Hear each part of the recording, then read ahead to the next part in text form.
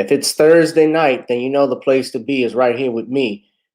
It's Random Topic Thursdays with Gavin Richard, only on channel GBoo2786 on Gavin Richard, my self-entitled YouTube channel, as well as Facebook and on Twitter if you're watching that via Periscope at GavinRich2786. I know that's a lot of numbers, but we do keep things busy. Tonight, we got a bunch of topics that we're going to go into, including, but not limited to, ladies and gentlemen, Jaleel White and J. Cole both take swipes at Bill Cosby. Gas shortage strikes the East Coast, the Colonial Pipeline shortage, or shutdown, I should say. Derek Chauvin may get a long sentence based on some things that were filed the other day. We're going to go into that. And, of course, we have our special guest, Brother Shawn James. How you doing, Shawn? I'm good. How are you? All right, we're doing fine. But before we begin, of course, ladies and gentlemen, we're going to play a little entrance music, as we always do, to introduce and kick off the show. So once again, ladies and gentlemen, you are tuning in to another edition of Gavin Richard Presents. And right now, we're going to take a listen to some Sneaky Hours. I'll holla. Let us begin.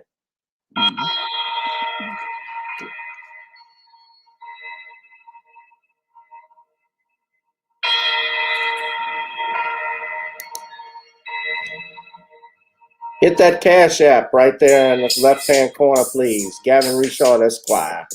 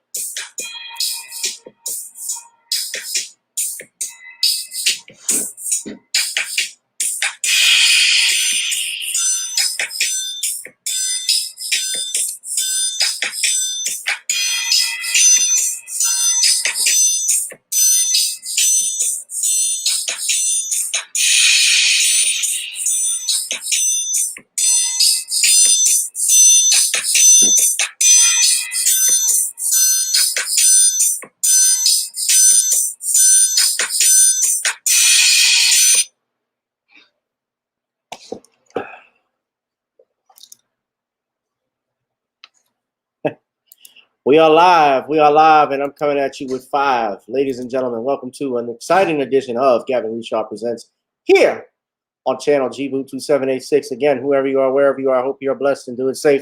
We're about to bring in our brother, our friend, Shawn James, who is here and joining us. Sorry guys, I'm having a little issue with my green screen, keeping it on like that.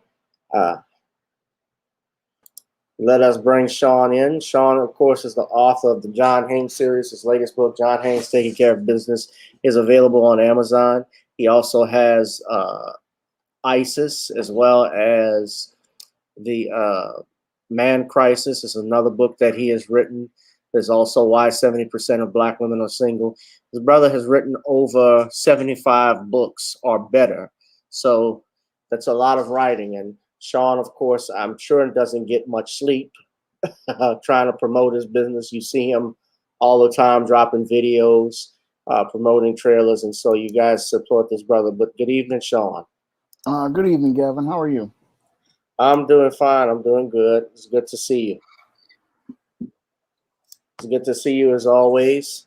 Shawn, why don't you tell us, first off, I ask this all the time, but how have the book sales been going for your latest, for John Haynes? Well, the latest John Haynes book has been performing very strongly, and I'm trying to keep that momentum going because the stronger the momentum goes, the higher up in the Amazon sales rankings the book goes, And that also helps me reach a larger audience. So that's why one of the reasons why I'm out here promoting all the time, because I'm trying to get the numbers to go up so I can be eventually on the level of other top writers out here like your J.K. Rowling's or Stephanie Meyer's or Stephen King's.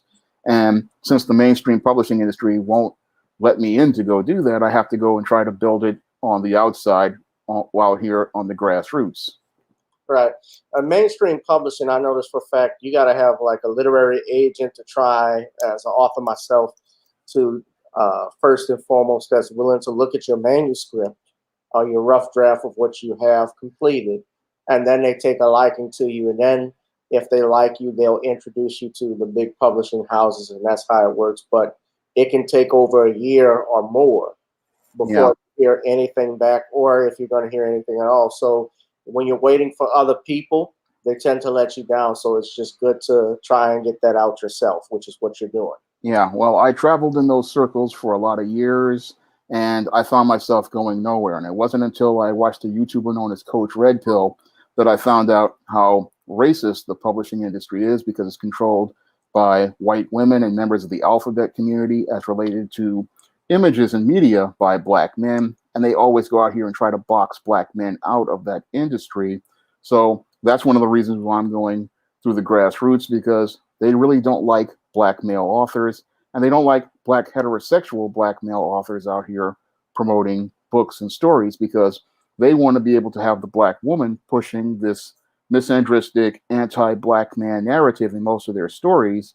And they're doing that because they don't want to see black love in black media, and they don't want to see different other perspectives. So that's one of the reasons why I had to go out and start my own publishing imprint at SJS Direct, because the kind of stories that I want to do, things like having stories like John Haynes series, which features a strong black masculine man, and the ISIS series, which features a strong feminine woman, and my books like The Man Crisis and Why 70% of Black Women Are Single, they don't put those out on the mainstream. So I had to go out here and publish them myself so that the readers could get those stories that show you a positive perspective of the African American experience and a diverse experience as related to black people and black culture.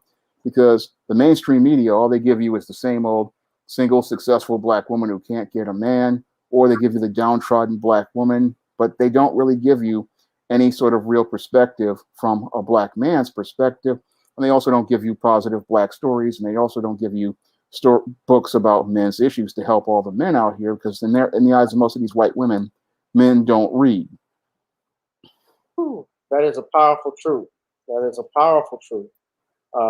But we are here. We are the new black media, so we're gonna promote your stuff. We are where you can publish your books at. We are the ones that make you successful. And that's what we try to do. We support each other. Yeah. And, that's why I appreciate you coming on all the time. Whenever I ask, he's fine to come on, but just usually every Thursday. So I'm grateful that you're able to do that. I'm trying to post something and I'm having a little difficulty, but we're gonna go ahead and get into. I'm gonna go ahead and get into our first topic. Shawn, you ready? Yeah, I'm ready. Of course. Let's. I guess we could talk about. I want to talk about this one first. Derek Chauvin may get a long sentence. Now, for those that don't know, of course, Derek Chauvin. Well, you should, unless you've been living under a rock, you know that Derek Chauvin was found guilty of second-degree murder, which is in Minnesota, which is it's unintentional homicide, unintentional second-degree murder for the killing of George Floyd. Now, he's also was convicted of third-degree murder and manslaughter. And earlier this week, the judge in the case actually had filed several motions, in particular, ruling that finding that there are certain aggravating factors. And this typically happens before sentencing, where if there are mitigating factors or aggravating factors, as they call it, the judge has the right to increase the sentencing, even if the person is a first-time offender. So things that happen, things that were there, present, the nature of the crime, of course, factors in. We see that typically even in your manslaughter cases when someone, judge makes a decision about your aggravating circumstances and factors. And sadly, this was something that came up what happened with Latasha Harlins in Los Angeles when she was killed by the Korean owner. The judge in that case, Judge Carlin, I think was her name, she listed some aggravating factors, although I thought for her to get probation was completely an insult. She certainly could have gotten more for that because she escalated a situation that didn't need to be. But that's just an example. But as you take a look at this video, Shawn, and we'll comment on it, we'll play it right quick. This comes courtesy of News 11 out of Minnesota, KARE. These were court documents that were filed. Let us take a look at this. It's not a long clip. Derek Chauvin may get a longer prison sentence after a new development in court today. Judge Peter Cahill announced he found aggravating factors in Chauvin's case, and that could lead to more time behind bars. Last month, the jury found Chauvin guilty of second-degree unintentional murder, third-degree murder, and second-degree manslaughter in the death of George Floyd. Chris Rapsky joins us now in studio to break down how this ruling could change the sentencing guidelines. Hi, Lauren. Yeah, this is the first time that we've heard the judge's opinion on the manner in which Floyd was killed. And in finding these aggravated factors, it gives the judge the ability to sentence Chauvin above the recommended sentence of 12 and a half years in prison and potentially go up to a maximum 40-year sentence. I understand the argument. In a new court document, Hennepin County Judge Peter Cahill lists 4 facts that support a harsher than normal sentence. Cahill found first, Derek Chauvin abused his position of trust as a sworn police officer. Second, he treated Floyd with particular cruelty. Third, there were children present during the crime. And fourth, the act was committed with a group of at least 3 other people. He just needs 1, but having found 4 out of the 5 probably gives him more grounds for a greater sentence.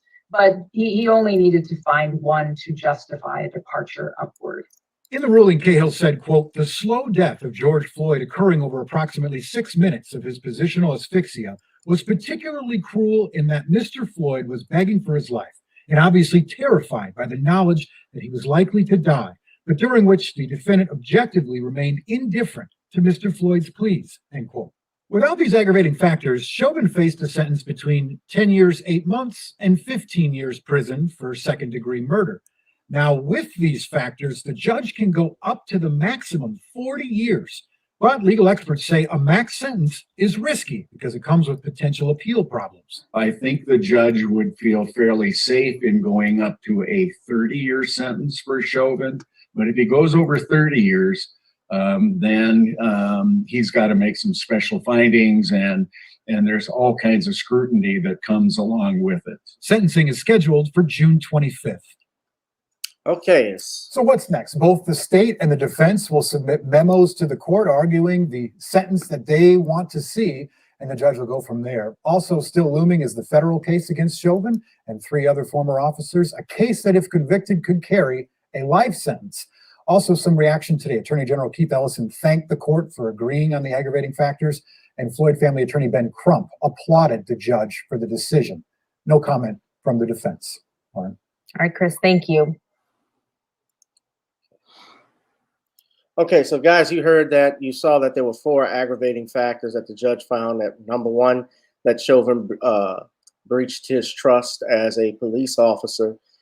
2, he treated George Floyd with no compassion. The others were, of course, the presence of children that were there, and the nature of, I believe the other one, I might be wrong on the mitigating factors, but I think the nature of those factors were in a new tax that supports. Okay, so committed the crime as a group, children were present, and treated Floyd with particular cruelty. So yeah, committed the crime as a group, meaning the 4 officers that participated in it. Shawn, what do you think of this? Do you find and agree with the judge's motions? I have to agree with the judge's motions because when you look at Derek Chauvin's actions, they fit that criteria for 5 of the points. I'm not 5 of the points, 4 of the 5 points. And when you really look at Derek Chauvin's actions, they were just extremely cruel. They were done with malice of forethought, and he did act with that group. So if they give him that heavy sentence, it is to send a message to all of these race soldiers, these white supremacists, and all of these beta male suburban commandos that this type of behavior just won't be tolerated. and that this type of behavior will come with you being held accountable for your actions. So I would like to see the judge actually go out here and give that harsh sentence, because your Derek Chauvin needs to be made an example of, because we need to send a message and set a hard boundary as related to police officers and their conduct, and we need to send a message as related to how Black people will be treated, because that's what this case is all about, is about setting a legal precedent and a standard as related to how Black people will be treated here in America. And Derek Chauvin getting a heavy punishment is one of those things that sets that boundary in place. I mean, we should have had this boundary in place with George Zimmerman, but we can start working on the road to setting that boundary with Derek Chauvin. Yes, definitely. You're talking about Chauvin. I mean, yeah. Chauvin.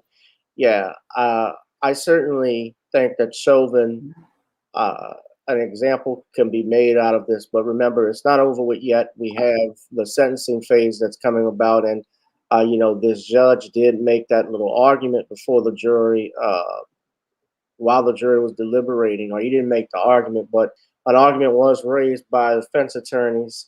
The defense attorney in that case, who was arguing about the media and so forth. So, and Maxine Waters' comments. However, I don't think that it will actually go as far as we think it will, but you never know until it happens. So we'll find out more what goes on. Certainly, when you look at the video, when you look at the cell phone footage, this officer acted with complete disregard for life of this man. While he was pleading for his life,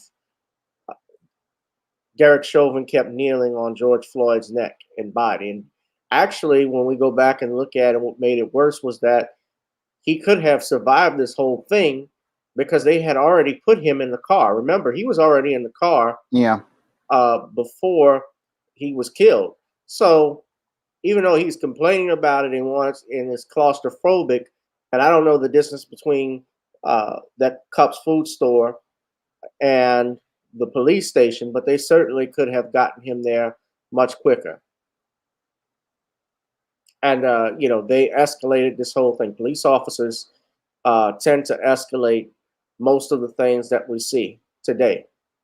And you look at everyone, it doesn't matter whether you're talking about George Floyd, whether you're talking about Dante Wright, if you're talking about, there was another person, I believe, a deaf man, although he was white, that was killed. He was unarmed and supposedly making sign language, and the officer still shot him. But this is the type of stuff, I don't like to mix others with our issues, but I'm just giving the point that they tend to go hard and talk about these things and push these, certainly they escalate these situations.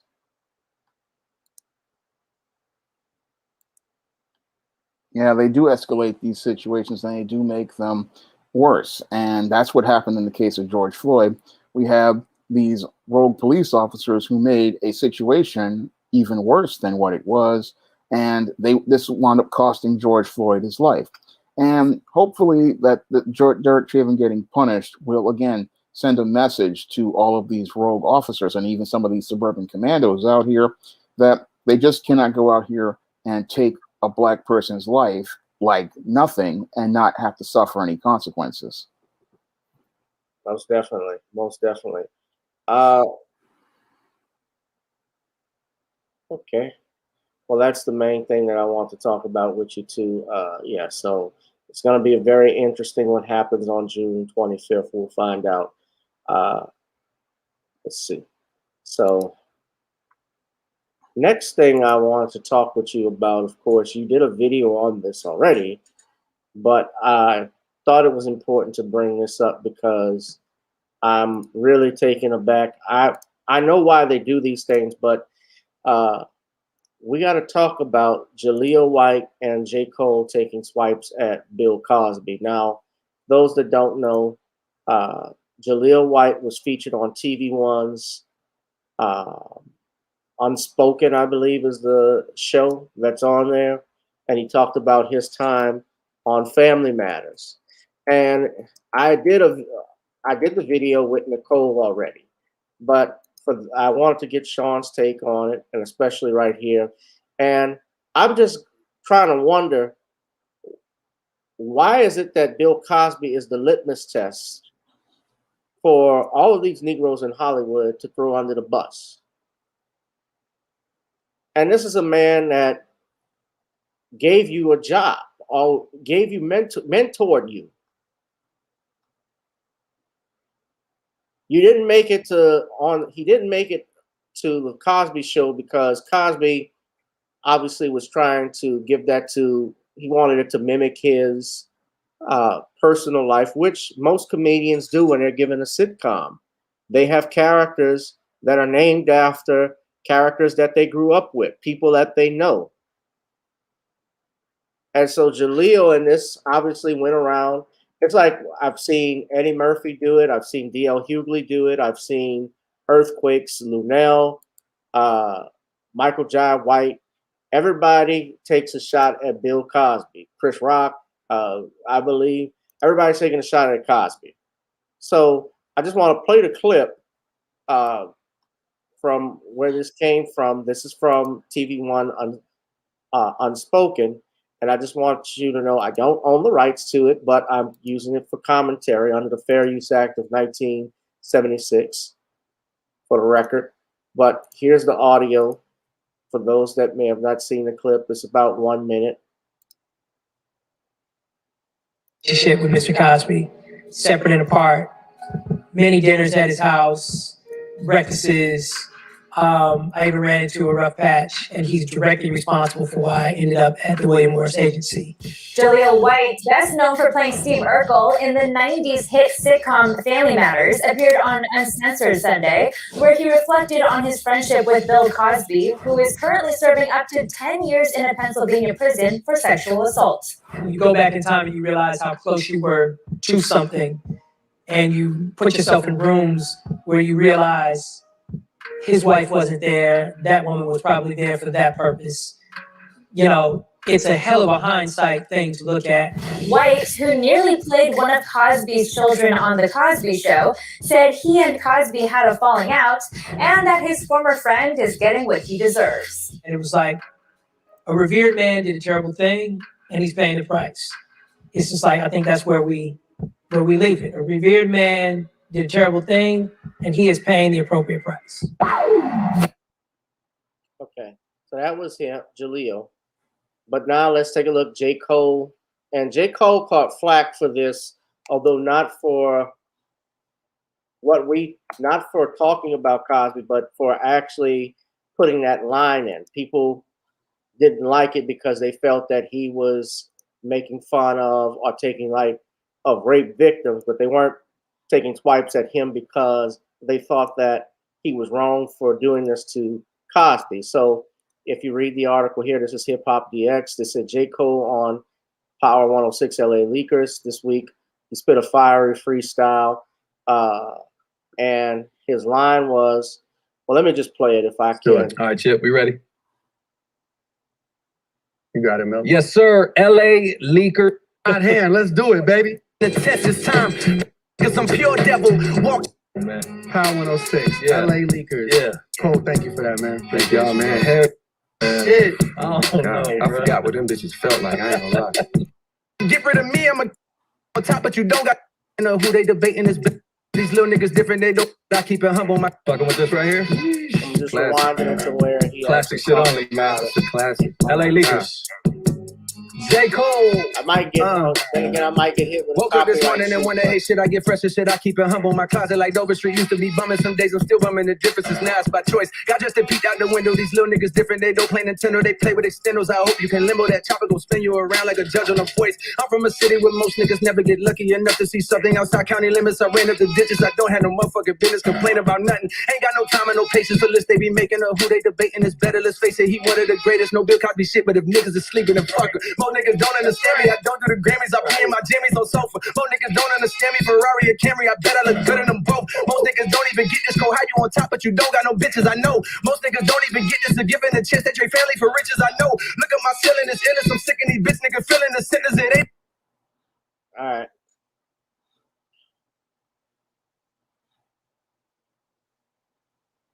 injecting the vitamin C in they system to get rid of me. I'm a killer, relentless on top, but I sound like I'm still in the trenches. I come from the ville, I turn villains to victims. Reaches the RIP filler, your mission's a mission for niggas that's feeling ambitious. How come a nigga still ain't to the prime? Ah, you bitch, all season come May 14th. Fuck all y'all niggas.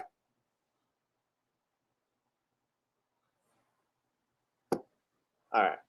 So that was J. Cole. Willie D said something earlier today, and I'm tying in. He was talking, he did a video on Bill Cosby and Jaleel White's comments. And he actually, I don't know if you got to see that, Sean. I didn't see it yet, so. But what was interesting is Willie D straight up said Urkel should have, Steve should have just done better by not saying nothing, essentially, because it's like whether I like a person or not, I'm going to leave my feelings out of it. I'm not going to talk about somebody, especially to another media set, people to another media outlet, especially one that may not look like us, and throw another black man under the bus. I'm not going to do it. And Willie D, initially, if you look at it a few years back, he was talking a lot of shit about Cosby when that stuff was going out. But Willie D, I think, has done a 180 because he's had a chance to look at, I think, the information that has come out that we have looked at. I have looked at the evidence in the Bill Cosby matter, and it's proven to me that he got railroaded. So it's disappointing to see another icon, you know, although I don't put Steve Urkel up there with Bill Cosby or Cliff Huxtable or that matter, but I respected Jaleel White and Family Matters, that sitcom, because for what they did, they were a black middle class family that loved each other. You had positive messages that came out of that show. He was a part of that. So it was disappointing to see him, and then to see J. Cole, of course, but it doesn't surprise me because Negroes will always go for the cheap joke or the cheap line so that they can sell CDs or sell tickets. And that's what they do. But I noticed something about Jaleel White's shirt in that interview. He had a rainbow shirt on. So that was one thing that I noticed with him. And I also noticed with Jaleel White that he was basically sending a message to all of those people in Hollywood that he would do their bidding. So when I look at what Jaleel White was doing with that statement, and also J. Cole to a point, they were not just taking a jab at Bill Cosby. They were also sending a message to all of those executives in Hollywood that they would just be the perfect type of house Negroes. That's what they were doing. And that's why all these guys are bashing Bill Cosby, because they want to continue getting jobs from your white supremacist Hollywood, and they want to continue to get crumbs from the master's table. So they're out here throwing Bill Cosby under the bus because it's a message to them that they don't support black empowerment, because Bill Cosby was all about black empowerment. He was all about helping out another fellow black person and helping them get to a level where they could reach the economic middle class and help build a stronger black community, whether it be with full ride scholarships or acting jobs, or in the case of Jaleel White, giving him connections to a better agent, because he probably was with a C agent and your Bill Cosby was going to help him get with an A-list agent, and he would help out different people. And what they want to do with Bill Cosby is tear him down so that they can build up these black bootlicks. And they know that if they can get these black bootlicks to throw Bill Cosby under the bus, they can undermine black empowerment, and they can undermine anybody trying to build an entertainment industry where black people can be seen in a positive light. So basically, this is a litmus test to see who will be the latest Sambos and minstrels and yes men and mammies and Jezebels. And this is what it's all about, seeing who is going to go out here and buck dance and bojangle. And what we're seeing with Black Hollywood, sadly, is we've got a lot of black entertainers who are not loyal to the black community. They are not loyal to the cause of black empowerment. They are not interested in creating positive black images. No, these individuals don't see themselves as part of a Black community. They see themselves as being separated from the Black community, and they see themselves as deserving of extras from the master's table. And what they want to do is make compromises with those white supremacists in Hollywood to continue getting those extras.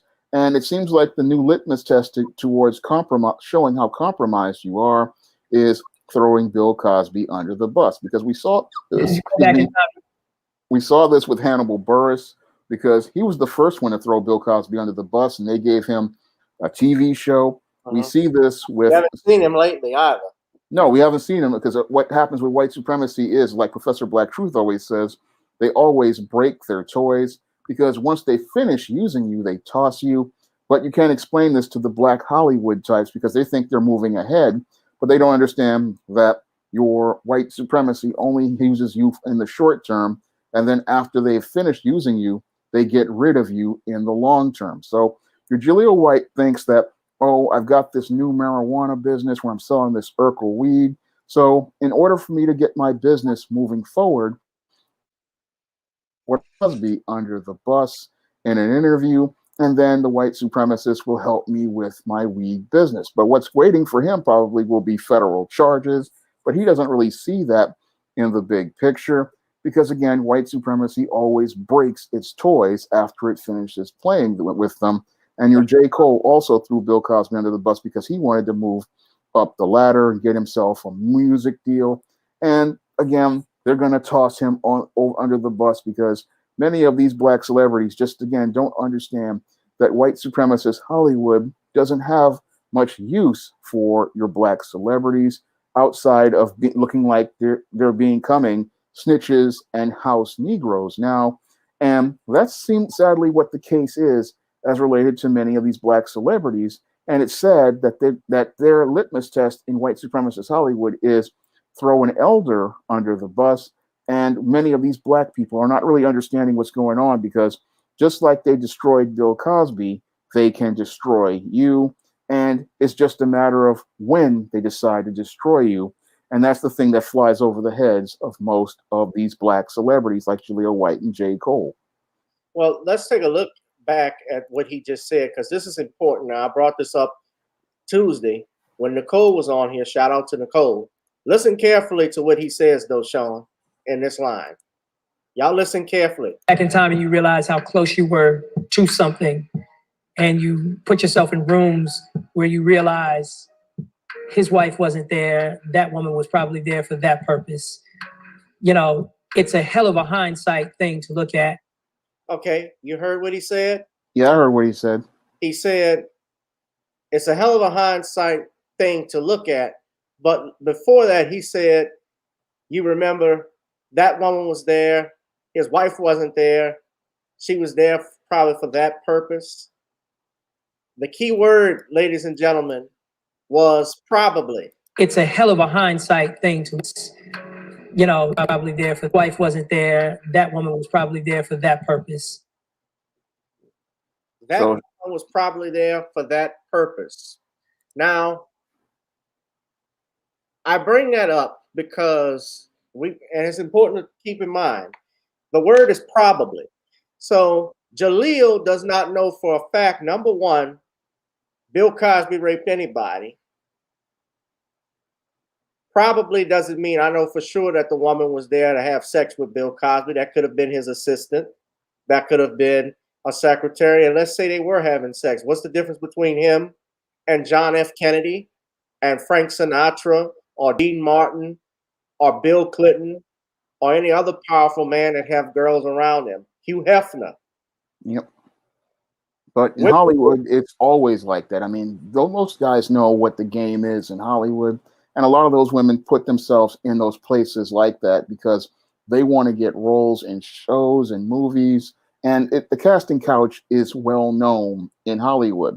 So he's trying to make it look like Bill Cosby was doing something bad. But the critical question I have to say is, what would happen if he saw Harvey Weinstein doing this? Or again, like you said, your JFK, your Frank Sinatra, and many other white men. I mean, how is it bad that Bill Cosby is alleged to have done this. I mean, in Hollywood, this has been going on for many years. I mean, ever since the inception of Hollywood, you've had women who were there for that purpose, and you've had women who just came there to do this because they want to get these parts, they want to get connections with these agents. And he's saying that, oh, in hindsight, he didn't know about it. No, anybody who works in the entertainment industry knows what's going on. I mean, when I was studying the entertainment industry as a teenager, I knew what was going on.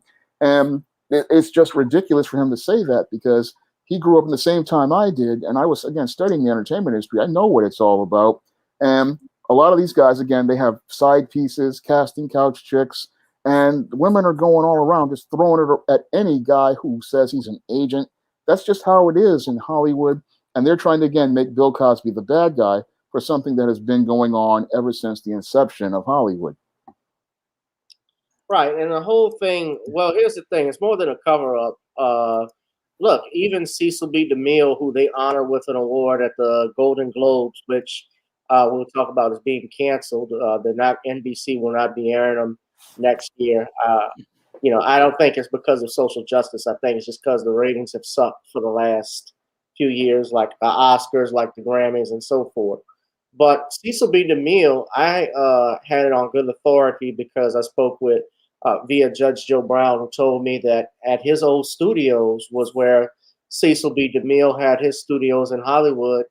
And what's interesting, when they went underground in his basements, they saw all of the casting couch itself that was there. Yeah. All that stuff has been a part of that for years.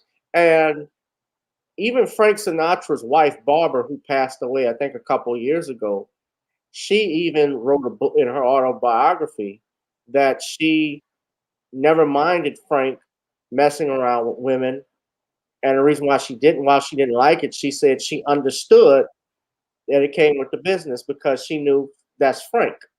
It's Frank Sinatra. Women throw themselves at Frank Sinatra, just like they threw themselves at Dean Martin, Sammy Davis Jr., Nat King Cole.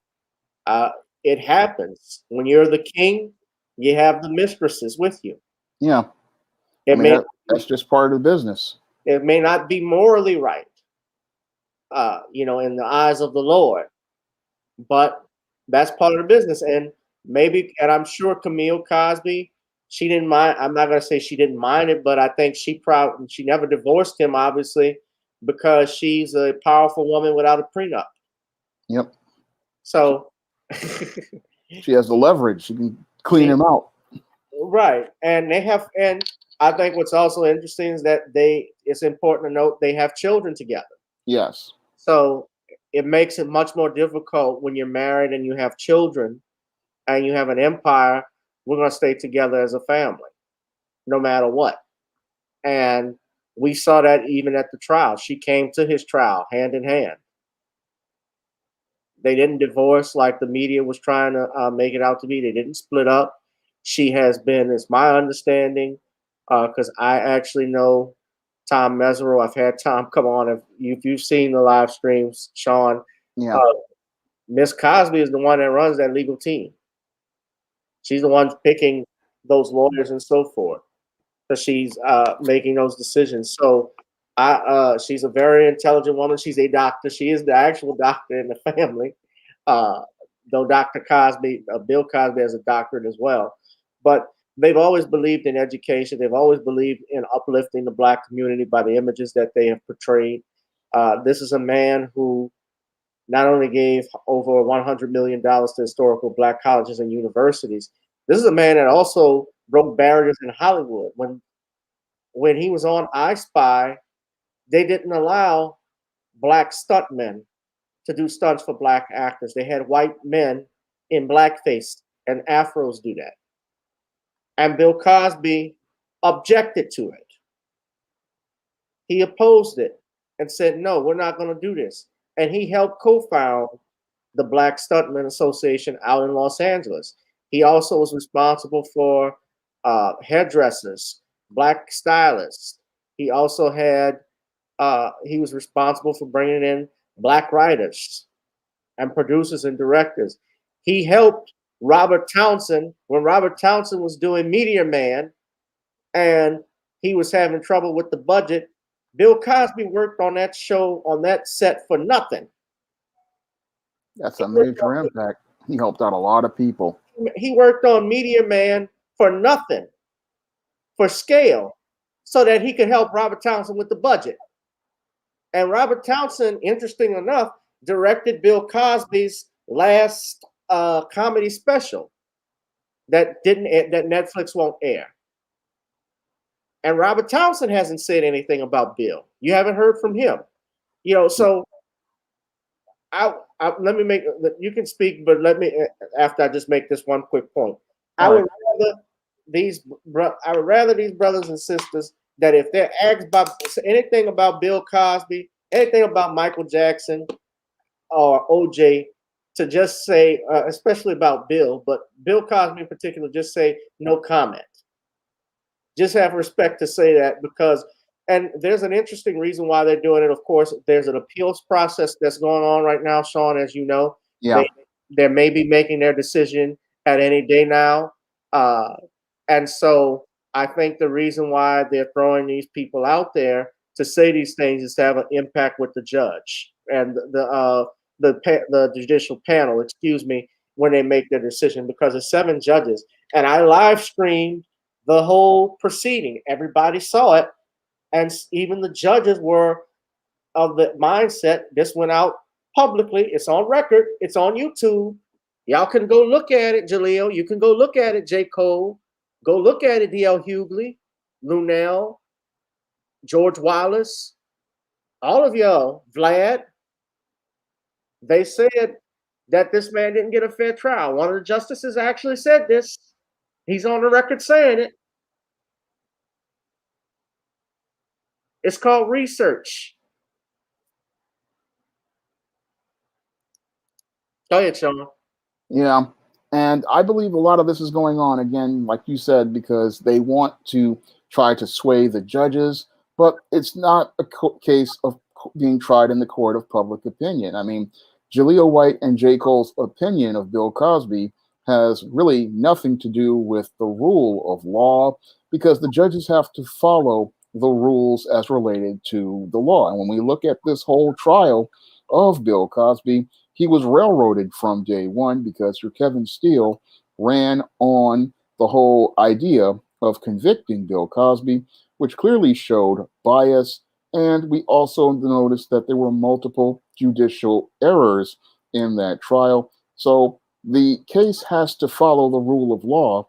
And no matter how much you try to demonize Bill Cosby as related to this appeals process, he should be given, at the minimum, a new trial, and the whole conviction just needs to be overturned. And as I see it, Sir Kevin Steele really needs to be disbarred and prosecuted himself, because what he did in that trial was completely egregious, because he not only violated Bill Cosby's constitutional and civil rights, he violated the rights of all American men, because when he got his little victory on Bill Cosby with that malice of forethought, he wound up destroying the rights of all men here in America, because we went from a standard of due process under the law to the standard of trust and believe, which took us back to the dark days of Jim Crow, where all a woman has to do is make an allegation against a man, and he could possibly lose his job, his career, his freedom, and be imprisoned, all on the word of a woman. So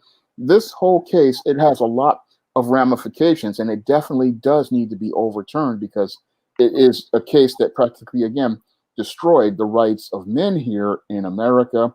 And what he did to Bill Cosby to get that verdict was just, again, completely unethical. And when I look at this whole case, again, they're trying to trot out these washed up celebrities and wannabe celebrities like J. Cole out here to demonize Bill Cosby so they can try to sway the judges in Philadelphia. And Stephen O'Neill was the judge. He was worse. He actually needs to be removed for misconduct. Yeah, he does need to be removed, because he allowed that courtroom to be turned into a kangaroo court that was about, as I see it, a judicial lynching of Bill Cosby, because to have hearsay witnesses, to have a prosecutor with malice of forethought, I mean, outbursts by the witnesses on the witness stand. that shows he has no control over his court. And again, the whole case just needs to be completely thrown out of court because it's not a standard of law. It just does not follow rule of law, and it does not. And Bill Cosby did not get a fair trial. He did not get due process, and that again, it affected all men across this country because this is the standard we have thanks to this unethical prosecutor. But we have Hollywood wanting to trot out all of these little two-bit celebrities to take swipes at Bill Cosby when they're not looking at the big picture as related to men's rights here in America and how this is going to affect men all across the country. But it's all about them getting the big black brute for them and Kevin Steele in his emotions. But when we look at the court of law has to follow the rule of law. And when we look at the rule of law, the judges are swayed towards saying this was an unfair trial. There were numerous judicial errors, and there was possibly some prosecutorial misconduct. And this is why the conviction needs to be overturned. This is all about facts, and it's not about feelings like Kevin Steele has against Bill Cosby. And I'm hoping that the judges in the appeals process see the facts and see how this is going to affect the law as related to this country, and not only give Bill Cosby having his conviction overturned, but set a standard for men's rights here in America by saying that women, when they make these allegations, have to go through due process under the law. And we can't have multiple standards where one guy like Andrew Cuomo can go say due process, but a black man like Bill Cosby, when he goes to court, he can't get any due process. Well, let me just say this. I'm see a few things in closing. Cheryl had asked, did Bill have any character witnesses at his trial? No. What happened at the trial was the only witnesses or witness that testified at the second hearing was Margot Jackson. Character witnesses, when you talk about character witnesses, people that will come in to introduce your character, that talk about your character. When you say, I would never do this, it's not the type of person I am.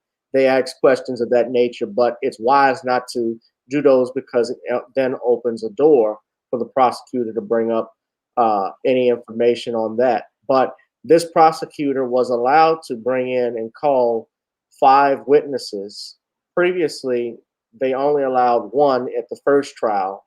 So at the second trial, the judge flipped it and gave 5, including your Janice Dickinson. A couple of the women, one woman couldn't even, I think is not Janice Dickinson, but her last name is Kearney. She could not even state whether or not she was drugged by Bill Cosby or not because she was high all the damn time. Or she even stated that she thinks she took the Quaalude before she even went over to Cosby and didn't really remember anything. And I believe this is the same woman until your Gloria Allred came on the television screen and stated that we want Bill Cosby to pay $100 million to all of these victims. And then she said, oh, I remember this. And that's what happened. Janice Dickinson was allowed to testify while she had a pending civil action against Bill Cosby. That showed clear bias. And she should not have been allowed to testify, yet the judge let this go on. And that's actually one of the judicial, what we call errors. It's not errors of fact, an error that's being debated right now before the Pennsylvania Supreme Court.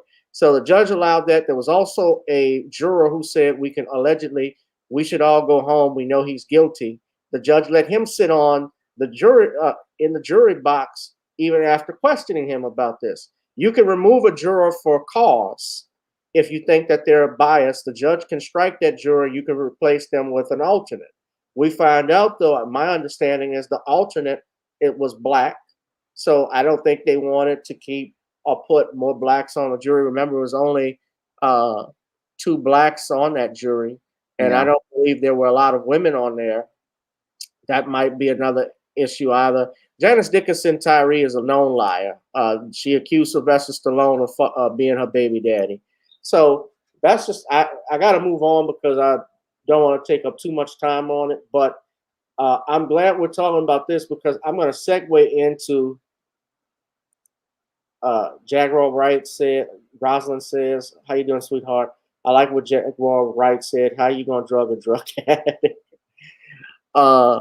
You said double jeopardy. There was no well, it wasn't double jeopardy, but what they are arguing is the right against self-incrimination, because there was a deal with the prosecutor that the prosecutor stated that Bill Cosby just pays this suit, then there will be no charges. So it's an issue of whether, a Fifth Amendment issue, that this case was already settled, the right against self-incrimination, and using that deposition against him. So that's being factored in.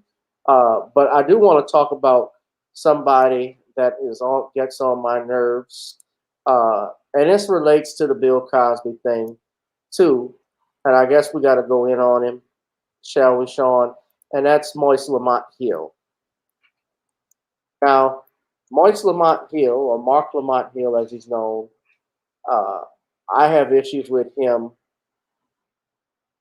because he has a problem, obviously, being a black man. This is a man that attacked Malcolm X as being gay at one point. He was pushing all of that.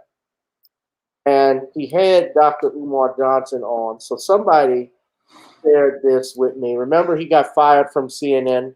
Yeah. Good. So we don't have to really deal with him every night. But someone shared this with me.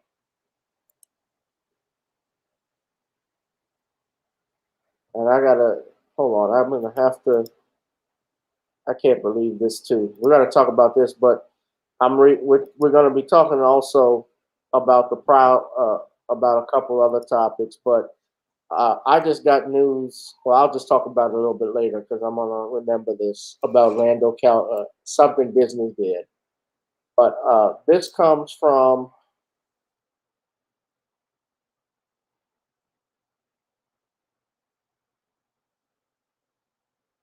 R&B Forever. Shout out to Jaleel. He shared this. And Bobby Ben Roethlisberger of the Pittsburgh Now, Steelers. I don't have the entire clip. I don't own the right to all of this, but let's take a look at what Moise had to say.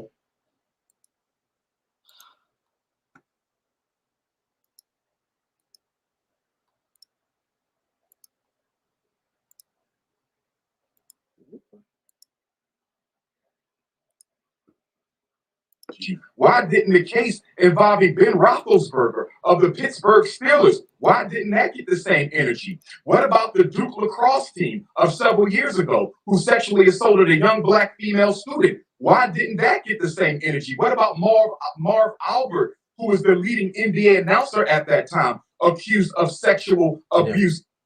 A little caveat on that part. Do y'all know that this woman who accused Marv Albert, one woman accused Marv Albert, she's also the accuser in the Bill Cosby case? Yeah, she gets around. Well, she's a known liar. Even the accuser of Marv Albert, because she accused Marv Albert, but another woman actually had a real case against Marv Albert, and she was called as a liar. That woman by the name. She changes her name too, but it's PJ Maxton. Just a little caveat.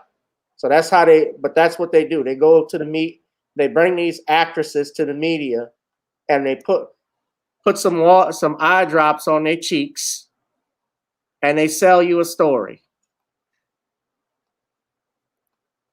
Supposedly. And it didn't get the same energy. So all we're saying is sexual abuse is wrong.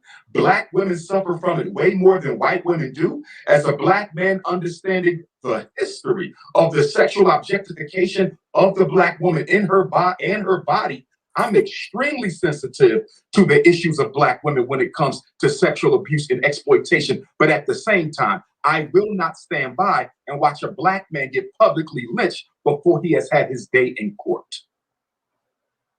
Well, I guess it's hard for me to take that answer without asking the rhetorical question of, well, what does freedom look like? I agree with you. White men get away with all kinds of stuff. They do all kinds of harm. White men have destroyed this world from the moment they've been on the planet. You and I will agree on that. But my vision of freedom is not to be as unchecked, as unaccountable, as violent, as patriarchal, as misogynistic, as transphobic, as imperialistic as white men are. I don't want I don't want a world where I'm free to be as reckless as Harvey Weinstein. I don't want Bill Cosby to be treated like Harvey Weinstein. I want Harvey Weinstein to be as accountable as Bill Cosby has been made to be. For me, that's what freedom and justice look like. And so I think too often, and this isn't a critique of you per se, but a critique of sort of how we talk about this issue, is that sometimes we keep pointing to white men who haven't been held accountable and say, well, look, they didn't do anything, when in fact we should be saying they need to be accountable, but we need to be accountable because so much of the harm that happens, whether it's sexual violence, whether it's transphobic violence, whether it's rape culture, we are accountable for that. Black men do harm in the world. Black men aren't the sole source of the harm. Black men didn't create the harm. Black men shouldn't be isolated for the harm. I'm gonna finish it, but we're not the ones that mess around with transgenders or transsexuals. We typically don't do that.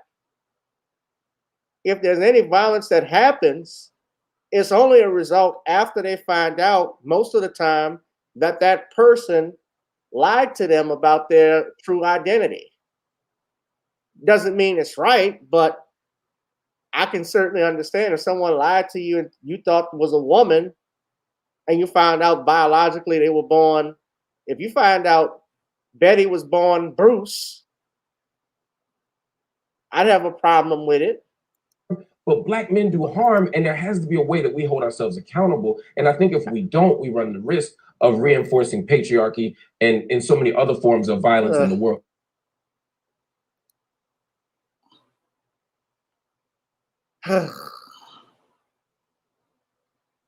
All right, Shawn. Well, he went full SJW in that interview. I mean, that was so woke that he's woke beyond woke with that one. I mean, he was doing the woke dance for his slave masters, trying to say that the black man is a black brute, but that's not the case at all. I mean, what he was doing was throwing black men under the bus with that statement right there, trying to say that, oh, black men are black brutes and that black men are the face of sexual predation. So the coon levels on this were over 9,000, and it was just embarrassing to watch him just go out here and breathe brand new life into old stereotypes so he could go out here and pander to those white supremacists in Hollywood in the hopes of getting another job. That's what he was doing right there by talking all of these crazy social justice talking points and just basically saying, I will throw black men under the bus so that you can go give me some crumbs for the master's table. That's what the talking points here were all about, him pandering to those bosses at those big four media companies and letting them know that if you give me a job, boss, I will go out here and I will talk about bad about black men and you won't have to worry about me at all. The basic house slave behavior. And that's what we saw right there in that whole interview. And it was just embarrassing to watch this black man sacrifice his intangibles of manhood, like his dignity and his self-respect. Also, he could get some butter biscuits and then go out here and demonize the image of black men while he was doing it. It was just embarrassing and absolutely disgusting to watch. I mean, when I think about these blacks in Hollywood and the entertainment industry, these people are becoming a big sellout class, and they show us how disconnected they are from black people and black issues, and they show us how out of touch they are with reality, because all they want to, when you listen to them, most of them are sounding more and more like a group of white supremacists and a group of white racists. And the sad thing is that they are just white supremacists with black faces. Yeah, I don't understand. You're making black men, you're just aiding and making black men the face of you're talking about transphobic violence, transphobia, homophobia, or whatever phobia you want to throw out, domestic violence. And again, you didn't do your research even with the Harvey Weinstein thing, because even with Weinstein, and I'm not saying Weinstein's necessarily innocent, but he certainly has grounds, from what I've looked at, of having his case overturned. Yeah. Remember, he was actually acquitted on several counts, on a couple of counts on those charges. Yeah. So this bootlet gets on, and it's someone called him Steven. Hey Cheryl, you have a good evening. Hope you could stay. So this bootlet comes on, and I'm gonna keep the frame up of him right here. I hate to, but I don't know what channel this on, who watches his channel. Hopefully not a lot of people. But I'm just sick of these Negroes. It's like they've become a whole bootleg class. I mean, when I think of Black Hollywood, Black news media, they're just complete slave group, and it's embarrassing to watch. Yeah, it's terrible. It's terrible. And these are supposed to be elite Black folks, and they're just acting in a way that just shows us they are not for us, and they just serve the white supremacist like a group of house Negroes. Well, something that I am glad about, Sean, is that remember a couple years ago he had Monique Presley. He was interviewing Monique Presley, who was Bill Cosby's lawyer at the time, and Monique Presley, she's fallen off. Yeah. As of late, because she's on that Roland Martin, welcome TV one, please take me back tip, because she's on this show, she's on that Democratic love train. But I remember she took Mark Lamont Hill, she was good. She took Mark Lamont Hill to school about Bill Cosby. And I want to play a little bit of it, if I can find it. Anybody got that? Here it is. This was from Huffington Post when she was representing Bill Cosby at that time. People throughout this interview in our HuffPost Live community, I'm gonna play it right and quick. I'm sure around the country, around the world, in fact, are saying this feels like victim blaming. Can y'all hear? From talking, which is like a word. Well, Yeah. it's a tag word. It's a hashtag even. I'm sure lots of things are hashtags. And some hashtags are true, right? And it's the prevailing way that we label things. Fair enough. Right. It's certainly one of the ways that we talk about this particular sort of way of talking about things. But they would say that it's true. From talking about what women will do on a casting couch to saying, well, if you were raped, why didn't you fill in the blank? That all of this report. Right. Go to the hospital. That these things do all of the things that rape counseling centers tell women to do immediately. Right. That's not coming just from me as Mr. Cosby's attorney. No one is disputing. That's not blaming. That's saying in No, order for people to be held accountable. No one is suggesting that people shouldn't go to law enforcement or shouldn't get tox scans, et cetera, et cetera, et cetera. I think the concern is, and I share this concern, is that we're ignoring the fact that most women don't, because of very real issues of victim blaming, very real issues of law enforcement, not believing them, very real conversations about why did you wear this? Why did you go there? Why did you go home with them? Why did you get into bed with them? Why did you give them that implicit signal? All of these things, which oftentimes turn back toward the victim. Do you have any concerns that these types of claims, even down to what women do on the casting couch, that this stuff sort of plays into the idea that on some level, either rape victims aren't telling the truth, or if you didn't speak up early, then you should forever hold your peace on the question of rape. How do you respond to that? Every person who says that something happened to them is not necessarily telling the truth. And every person who says that something happens to them just generically in the world is not necessarily a liar. I'm not putting people in either category. What I'm saying is that... but in this case, you're kind of saying all of these women are liars. No, I'm not saying anyone is a liar. And you're not going to get me sued today, Mr. Hill. What I am saying... Is it possible that these women are telling the truth? What I am saying... Hold on. Is it possible that these women are telling the truth? I'm not into the theories and the speculation on anything. I'm saying these particular women, given the evidence you've seen, do you think it's possible that any of these women are telling the truth? I don't have any thoughts about this case, Mr. Hill. What I am saying to you is that I represent a client, and that my client has and continues to vehemently deny, 1, giving drugs to a woman without her consent, and 2, forcibly having sex or having non-consensual sex with a woman. Those 2 things are denied and are not true. I represent this client. Fair enough. I'm not speculating. I'm not thinking. I'm not opining. I'm not waxing poetic. But what I'm saying is that women have responsibility. We have responsibility for our bodies.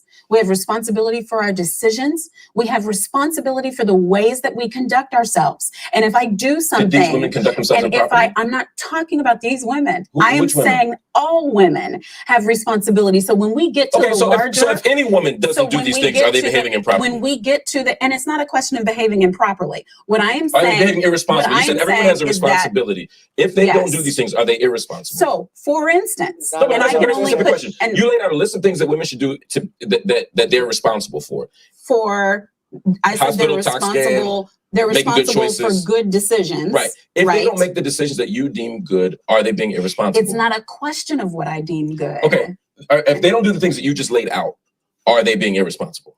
If a woman is violated by a man and does not report for whatever reason, and I'm not saying that the reasons are good or bad or indifferent. What I am saying is that in a court of law, the entire situation will never be brought forward for the purposes of justice. So the only way for a woman to get the justice that she seeks, and that if her allegation is true, that she deserves, is to come forward.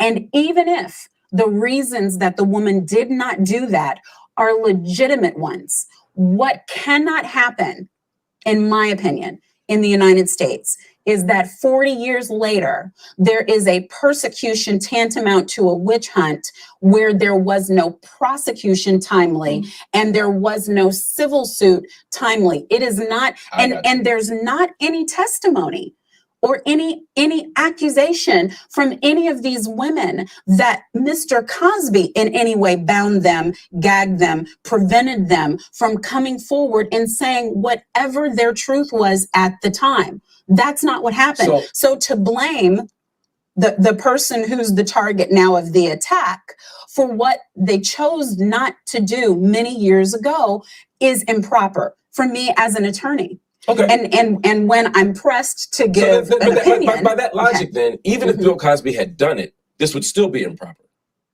Even if what? Even if Bill Cosby raped all of them, because they and there is no allegation of. I'm saying worst case scenario. Right. Even if he had done exactly what each of those women has accused him of doing, let's put it like that. Right. Even if he had done that, there's no recourse in the law, right, and that's all we're talking about. So then, for you, this would still be improper. This would still be unfair to Bill Cosby. This would still be a persecution, even if he did the acts, because he doesn't have in the court of law. And I mean, you don't have to just look at Bill Cosby for that. I mean, look at the manner in which our government system works. If someone dies wrongfully in the state of Massachusetts or under some federal action by a police officer, and there isn't an action brought within 6 months, there's not a notice, it doesn't matter whether the thing was done or not. The issue is whether they timely reported and put the federal government or put the local government on notice that there was going to be a suit. And the government does that with no apology. That's the way that the law works. Are we up in arms about it?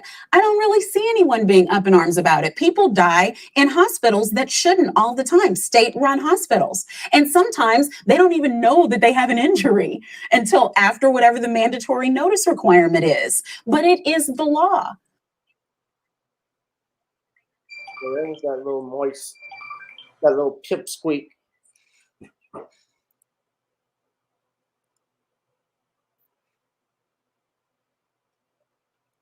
That made that remark. So Monique Presley was schooling Mark Lamont Hill.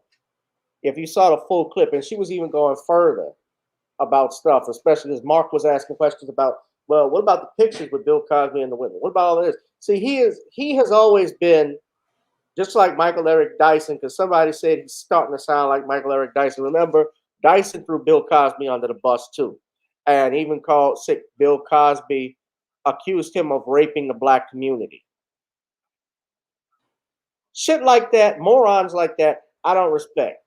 Because Michael Eric Dyson, Dr. Michael Eric Dyson, he's just he's just a fast talking pimp that don't know what the hell he's talking about. He's full of shit. He's like a lot of these Negro preachers, y'all giving $100 a week to, who don't do nothing for the community, and he makes money off of you, and you want to use your platform to attack an elder. How dare you say Bill Cosby has been raping the black community when he's been giving and keeping your HBCUs? And this is coming from somebody, I've met Michael Eric Dyson before this whole thing started. I have several of his books. I thought the brother was smart. I actually have the Bill Cosby book he was talking about because I read it and there was a lot of interesting points. And I know he wrote that in response to the pound cake speech. And I'm not going to get up here and say I agree with everything Bill Cosby said. I didn't. And I still don't. But I'm not going to say he has raped the black community for years. All of these other groups who come into the black community and milk off of our monies. They put their nail salons, their grocery stores, their gas stations in, and they won't even let you use the fucking bathroom in some of the gas stations. How are you going to call a man who helped humanize black people, say he raped the black community? And Mark Lamont Hill, you're just as worse.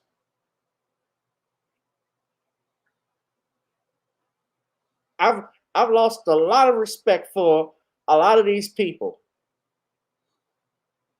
Excuse my language, but when I think about that and those words that he said, I've heard people say that, call Bill Cosby the biggest serial rapist of all time. Excuse me?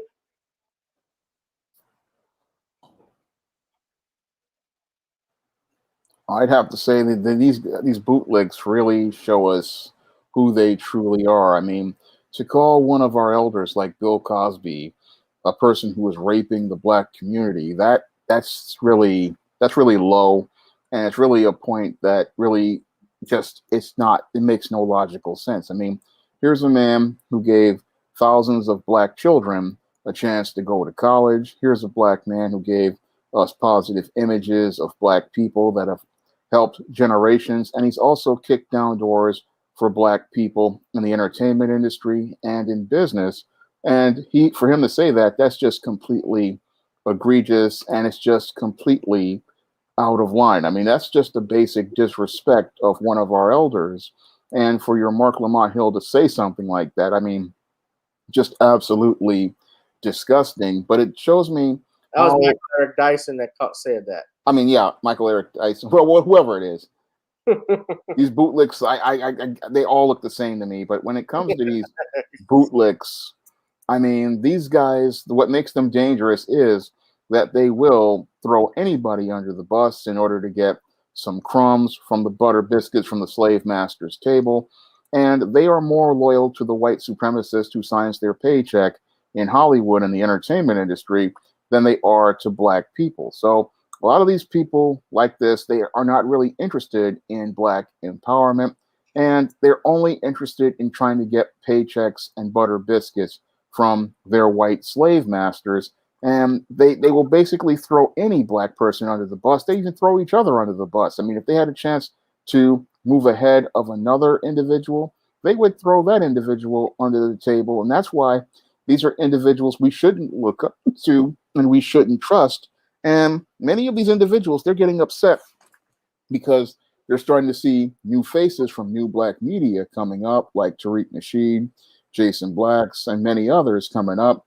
And they're getting scared because they're seeing that we're walking away from the master's table. We don't need the master's table to be sustained, and we're not interested in getting any crumbs from the master's table. So these guys are looking to try to be the voice of the black community, but more and more they're being proven that nobody's listening to them because the world now in the black community or seeing them as the clowns and the sellouts that they truly are. Yeah. I've just lost a lot of respect for a lot of these Negroes, although I never really had respect for your Mark Lamont Hill in the first place. I didn't think he was much of a journalist then. I don't think of much of him now. But he seems like what Professor Black Truth said. He's Mark Lamont, you big dummy Hill. He sounds like a big dummy. I call him Moist Lamont Hill, and I remember when he got fired from CNN over that Palestine remark, Palestine and Israel or something along those lines, if I'm not mistaken. So it is what it is. They're gonna get theirs in the future. I'm not wishing violence on anybody. Well, they're going to get rid of them because they don't need them anymore. And as new black media rises, more people they're not even concerned with those people. I mean, more people get their news from people like you, Jason Black, Mr. Superboy, Professor Black Truth, Mad Voodoo Man. That's who people are going to get their journalism from, because the journalism is objective and it presents facts and not some regurgitated narrative that a slave master told these guys to tell the black masses. Most definitely. I'm having some issues trying to put this. I think they're messing with my screen because it's saying I'm having connection issues, but I'm talking to y'all right now. I was trying to put up our next topic and for whatever reason, it's not allowing me to. But I was trying to segue, since we're still staying on the issue of black men. I didn't want to talk about, I guess, until I can, I didn't want to talk about this until later, but I guess we could talk about it now. Shawn, you had mentioned in the Facebook post, I believe you said that Joe Biden is the next Jimmy Carter or something along those lines, because already 100 days in office or more and the country, you said, is headed downhill. We have the Colonial Pipeline shortage that struck the East Coast, of course, and even parts of the Southeast. It was reported, and this is coming from the USA Today. I want to talk about this now, that they're having, they said Wednesday they have resumed the gas pipeline operations. Of course, the shut off of the pipeline occurred on Tuesday, if I'm not mistaken, and across several states, including North Carolina. 71% of stations were out of gas as of Wednesday evening. According to fuel savings app Gas Buddy in the Atlanta area, it was also 71%. There was no, quote, gasoline shortage. There was a problem getting the fuel from refineries on the Gulf Coast to the states that need it, and officials were scrambling to find alternate routes to deliver it. They're predicting as we speak, according to an expert, that gas shortages should go away by Memorial Day. Shawn, you had mentioned, I don't have the Facebook post in front of me, that if Biden hadn't closed the Keystone Pipeline, that this would not have been a problem. The Colonial Pipeline, however, delivers about 45% of gas or fuel to the East Coast, and it runs from the Gulf Coast to the North New York metropolitan region. But the states in the Southeast, according to the USA Today, they rely on it even more. The pipeline transports 2.5 million barrels of petroleum a day, including diesel fuel, gasoline, jet fuel, home heating oil, and fuel for the United States military. It is the largest oil products pipeline in the United States. I can just imagine, Shawn, what if a terrorist could have been up to something and did something like that, that if they shut off all of our oil and gas pipelines, how bad that could affect the United States, not only from an economic standpoint, but also accessing, with our weaponry and so forth and our military. So that's hella interesting. But what is your take on this, Shawn? Well, when I look at Joe Biden, I see Jimmy Carter 3.0. Now, the first Jimmy Carter was one of the worst presidents in United States history, and Jimmy Carter 2.0, Barack Obama, in 2 terms, practically flattened the country and led it with a flatline economy. And Jimmy Carter 3.0, Joe Biden, seems to be in over his head right now because when I look at this whole situation as related to this East Coast pipeline, this just shows how his decision to shut the Keystone Pipeline really hurt the country, because he was so caught up in his feelings about Donald Trump and the Keystone Pipeline that he wound up shutting a pipeline that could have been used to truck gas to other parts of the country and could have been a way to keep America from having issues like this. So his emotional decision had long-term consequences because everybody was so busy hating the evil orange man. And while I'll say that the orange man was really not qualified to be the president due to several issues that he had, some of the policies he put in place were very helpful to the American people, like that Keystone Pipeline. That pipeline enables us to, if one pipeline breaks, we have another one to back it up. And this whole pipeline issue shows us a major flaw, because we should not have pipelines running by computers where they can get hijacked by ransomware. We need to have pipelines run by manual so that people's oil won't get disrupted and the flow of that oil won't get disrupted. So when we look at our information superhighway, it's still got a lot of holes, because if hackers can get in here and get a hold of this pipeline and shut it down, I can think about how bad things are if people come up with their ideas for so-called automation. That we could be in for a nightmare. Imagine if these hackers get a hold of trucks that are so-called automated and are robot-driven, or these auto-driven cars. They could cause chaos, and they could cost people their lives and cost people their safety. I mean, I look at, and going back to the subject of Joe Biden, his first 100 days have been a basic disaster. I mean, people thinking that, oh, he's doing so well because the media tells these stories about him. But we've had this pipeline issue, and we've had several other issues over the course of this 100 days. And it really, outside of the whole COVID pandemic, has been a complete mess and a complete disaster. And it seems like the whole country is on autopilot.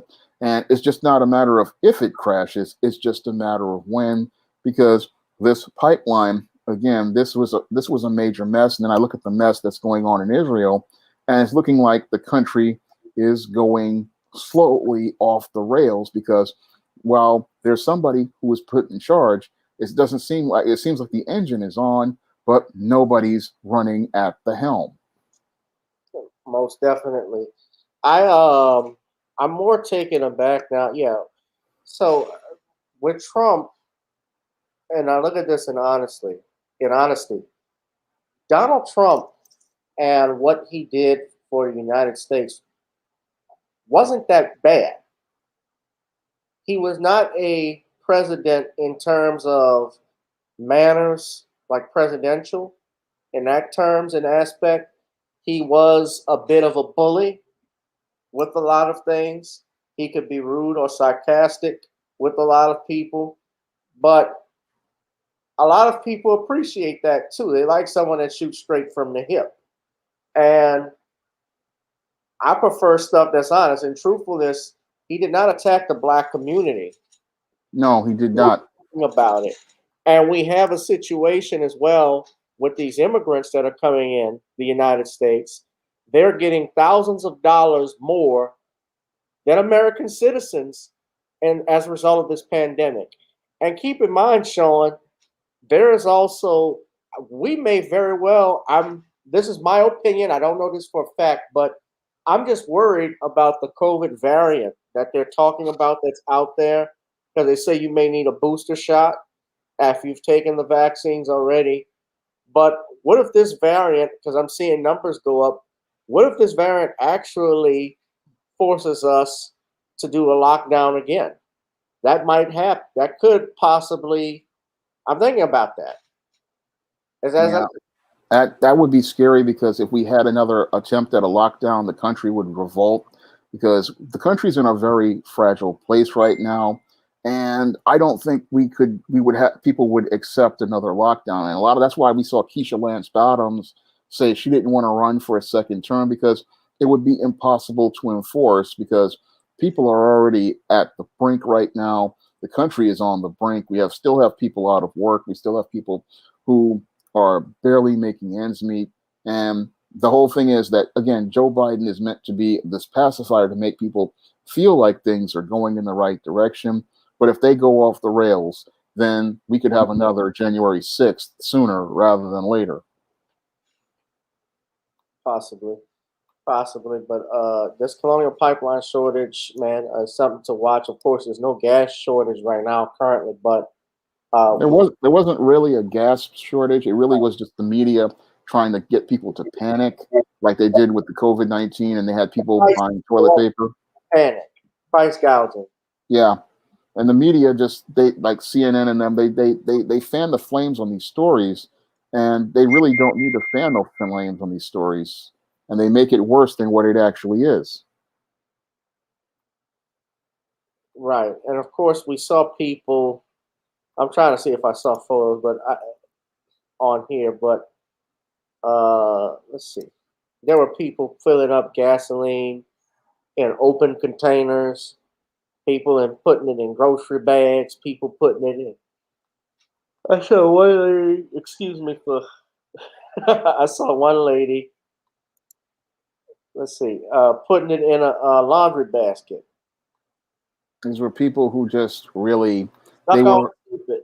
They were pushed into panic, and that's what the media does. They like to push people into panic, and it's dangerous.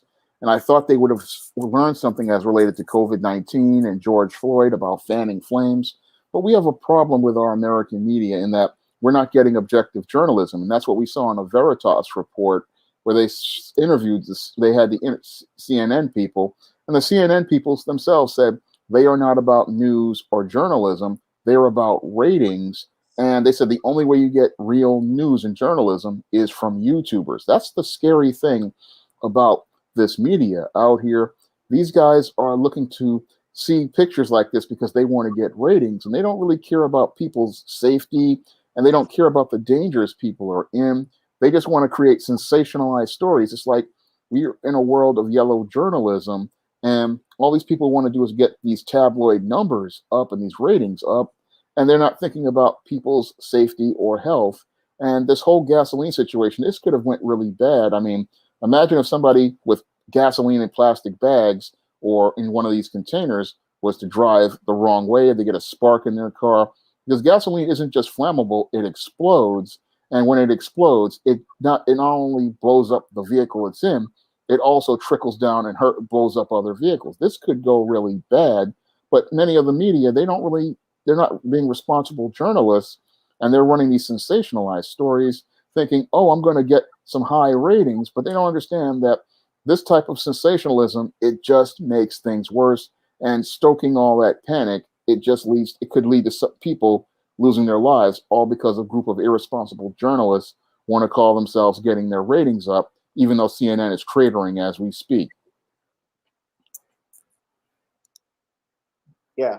Well, I don't watch CNN as much, and I tell my parents don't watch anything on it, but I mean, they continue to watch it. I mean, news media in general, there is no news anymore. If you want news, you come here, you get your news online, or you go, even the Associated Press has been banned to a certain degree. It's all opinion. It's no longer anybody presenting facts. So. Right.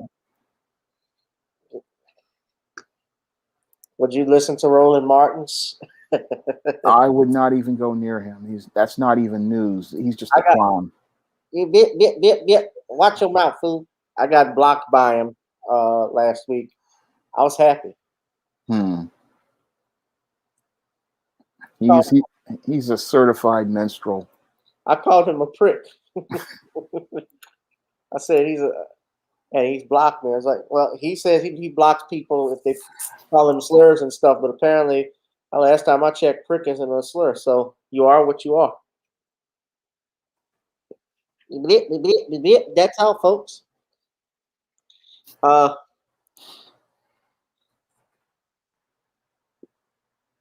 What's up, some chick named Star? She's cute.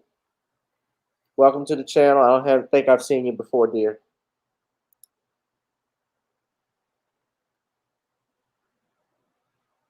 last thing I'll talk about this.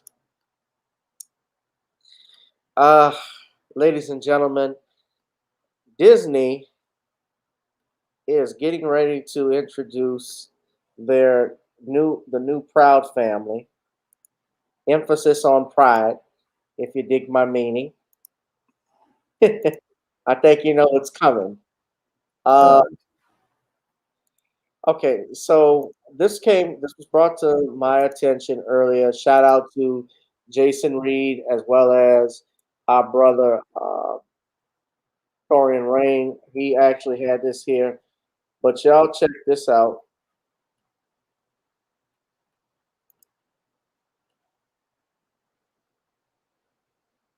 This is what's going on, family.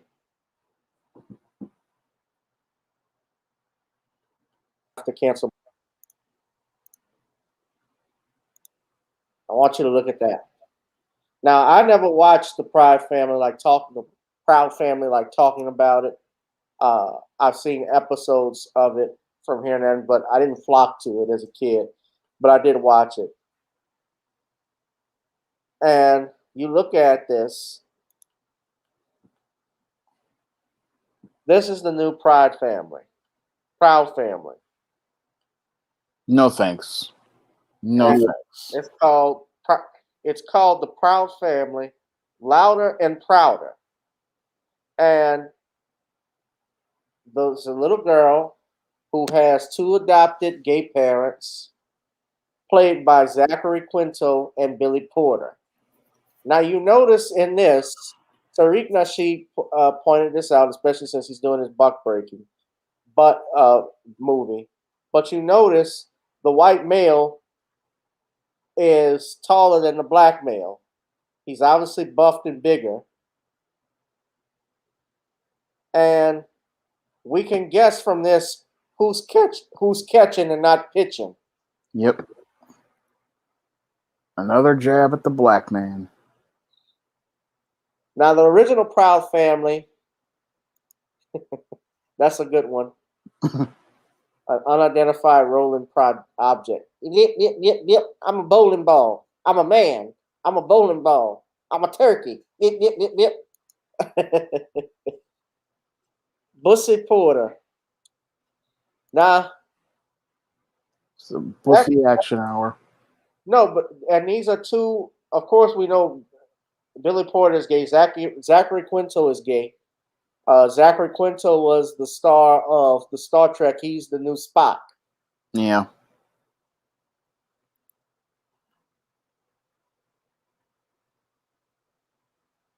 I think this is the new Penny, if I'm not mistaken.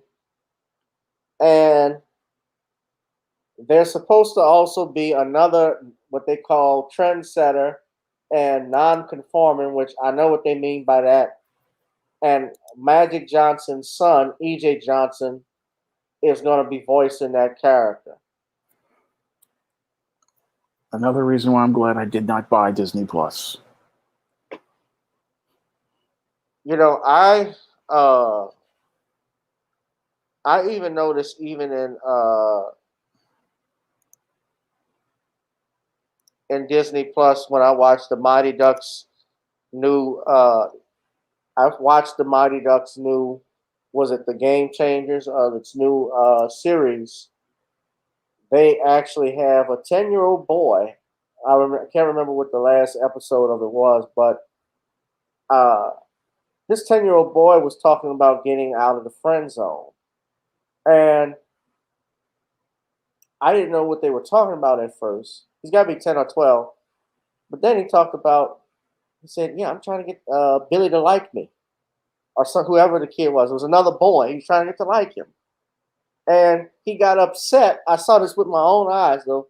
He got upset when they were trying to do a sleepover and he invited another kid that he had no interest in. So they really go hard right now with pushing this to children. And it's just so much. And they don't hide it. They don't hide it. No, Penny Proud is not in this. They rebooted it. It's a reboot.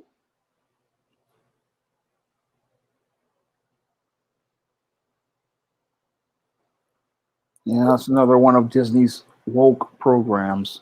And I am absolutely disgusted by this because you're trying to push this on small children because the original Proud Family was a show that was supposed to be about a black family. But what really disgusts me about this is that they keep trying to target black Americans. Like Tariq said in his documentary, Buck Breaking, they just have this fixation on black people and pushing this agenda towards black people. It's like I noticed this with the mainstream media as related to the effeminization of the black man and the homosexualization of the black man.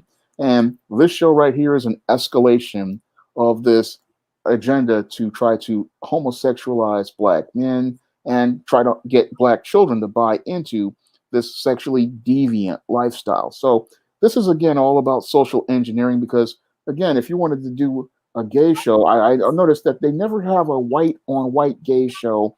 It's always got a black character that's the gay character or the trans character or the non-binary character. Because when I'm looking at comics, they have the same thing going on. It's always the black character being presented as one of these alphabet characters, but never one of the white characters or one of the Asian characters or one of the Hispanic characters, and never one of the Muslim characters. It's always the black character. And I'm deeply disgusted by this Proud Family reboot. Now, originally, I had plans to go and try Disney Plus to watch Falcon and Winter Soldier, but I'm not going to do that now because, like I was disgusted with Netflix, and I just stopped buying Netflix subscription because they put that sexually deviant filth known as cuties on their platform. I'm not going to be buying any Disney Plus subscriptions anytime soon because I don't support sexual deviancy and I don't support sexual deviancy directed at children.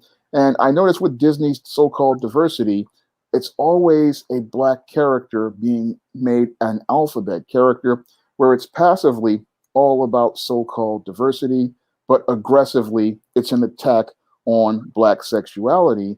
And it's an attack on black sexuality, like Tariq Nasheed said, because they don't want to see black men and black women coming together to form families. And they want to try to depopulate the black community. And they want to try to push these narratives towards black people so that they can destroy the black family. Because if you can get the little boy and the little girl to believe that these lifestyles are normal and healthy, they'll go along with this sexual deviancy and believe that it's perfectly normal. And this is nothing normal at all because most of these people who participate in this deviancy do this because either they've been molested or sexually abused by some sexual deviant. And these sexual deviants, as I've seen, is like a cult. They look to recruit people into their sexually deviant lifestyle because they are insecure and they feel powerless about the abuse they have suffered. And they're trying to normalize their abuse. And it's just so sick and disgusting because this behavior, again, it's not normal. And we can see the racism as related to passive aggressiveness. Like you pointed out, the white man is shown as the dominant one, and the black man is shown as the submissive. And this is, again, about trying to emasculate the black man. And again, this reboot is just another agenda pushing at the black man and the black woman, pushing sexual deviancy as a social norm. And this stuff, thankfully, is not catching on because what's happening is more and more people are walking away from Disney because they're just tired of this type of stuff in their entertainment. They call it the social justice warrior narratives, and they're disgusted by it, and that's why they're just not buying the products. And Disney, if you keep pushing this, you're going to go from getting woke to going broke.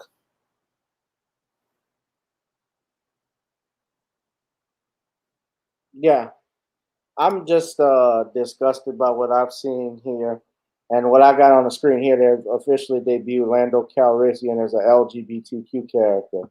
What they did when Donald Glover played Lando in 2018's Solo, a Star Wars movie, they made Lando identify as what's called pansexual.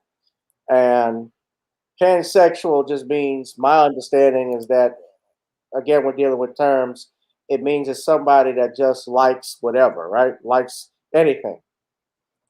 That's so they can have a gateway to go into pedophilia and bestiality, because that's where the alphabet people want to take us. They want to take us down the road to pedophilia, and they want to take us down the road to bestiality, because these people, they're sexual deviants, and the sex is not about pleasure or even connecting with another human being. It's about power. It's about breaking somebody down, and that's what buck breaking was all about. It was about this white man using his penis to break another black man down and make him submit to him. And that's what this is all about. They want to take the image of the black man and break it so that you can see it as weak, you can see it as submissive. And again, the whole pansexual is just a gateway into other forms of sexual deviancy, because these people, they don't know where the end game is, because everything with them is about their crotch. Everything with them is about sex. And that is because they have been abused and they cannot really reconcile that abuse. And they're trying to make that abuse normal, but there's no way of reconciling it, because some of these people, they have deep mental health issues. But if you say that, then you're an ist or a phobe. But this is the horrible truth that most people don't want to hear as related to this kind of behavior. And again, we have a mainstream company that's been pushing this for over 30 years, and now they're escalating and ramping this up, and they're ramping it up and directing it towards children. And that's where I have to draw the line, because okay, if you want to do this type of content with adults, that's fine, because those adults can choose to watch it. But when you start doing stuff with children, I have an issue with that, because children are not young enough to make the choices as related to sex and sexuality. They're not fully developed in their mind. And to try to push this agenda towards children, that is completely egregious, because a child cannot really make these kinds of decisions, and they don't really understand what sex is. They don't understand what sexuality is, and they don't really understand it at all. Excuse me, at all. I mean, I remember being 12, 13 years old. You don't really even know what you're doing. All you know is that you're curious about things, but you really cannot make any concrete decisions about anything until you become maybe, I say 24, maybe 25. I mean, that's me being on the extreme, but that's when your mind becomes fully there, and then you can make clear decisions about what you want in a relationship and what type of sexual orientation you want, if you want to get to that level. But as I see it, this is not appropriate for children, and to direct this towards children, this is just completely out of line, because anything as related to sex needs to be, as it's always been, for those 18 and over. Well, as I'm looking at this too, they've also made, like we said, Lando gay. This is another black woman. I don't know this Eureka Quell. Yeah. Put her on the cover. You see the Star Wars logo at the bottom left corner, right there, and you see the rainbow flag juxtaposed next to it. Yeah, but the critical question is, why are all the characters black? Why are there no white LGBTQ characters in much of this media? And that's the question most people need to really ask about this media, because it seems like they're directing this agenda towards black people and trying to normalize it with black people in an effort to mainstream it. But if you want to mainstream your sexual deviant ideas, then go out here and use a white face to go do it, and stop trying to use black people as the face of your agenda, because we already know what you're trying to do. You think that black people are cool, so you think if you make the black character gay, then other people will think gay is cool. But that's not the case at all. I mean, if you want to go out here and do this, go out here and do it, but keep black people's faces out of this narrative. Look at this. They made Lando gay. I can't make sure until I could get that nice, low, good Wookie. Come on, 3PO. Why don't you blow me?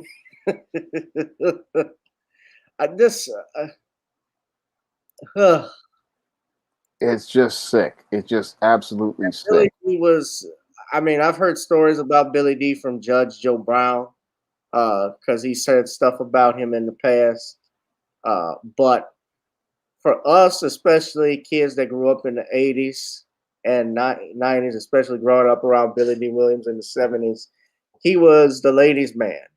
All the black women that I can think of back then that had huge crushes, crazy crush over Billy D. Williams, uh, from the 70s with movies like Lady Sings the Blues, Mahogany.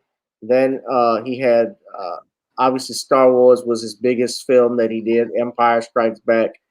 And remember, he was always flirting with Leia Yeah, in that film. So we go from that to him screwing a droid. it just shows you that the agenda.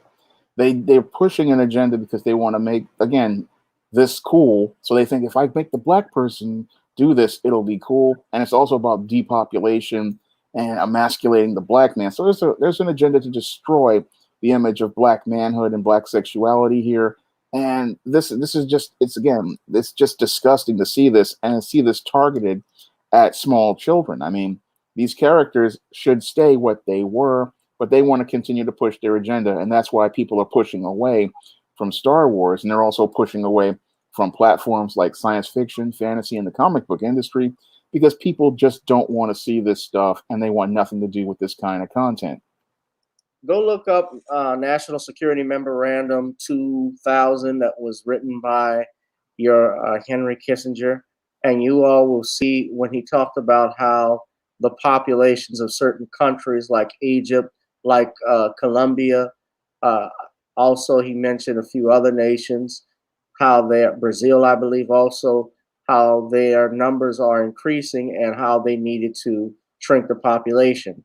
And the main thing that they stated was that they wanted to push alternative lifestyles, abortion, contraceptions as alternatives to depopulate these areas. This is a declassified document. And the one thing they all had in common was what? They were all in areas where people of color lived. Yeah. All right. So it's no secret that they do this, and that's why this is being promoted. And this was something 40 years in the making. They've been trying to do this by throwing stuff out. Even if you remember back in the 70s, Shawn, and I don't remember the 70s, but I've seen reruns. The first openly gay character on television was from a show called Soap back in 1977. Yeah, it's played by Billy Crystal. Billy Crystal played him. And of course, that show was debuted on ABC, and Benson was a spinoff of that show with Robert Guillaume. And Billy Crystal played him. And what's interesting about Billy was that Billy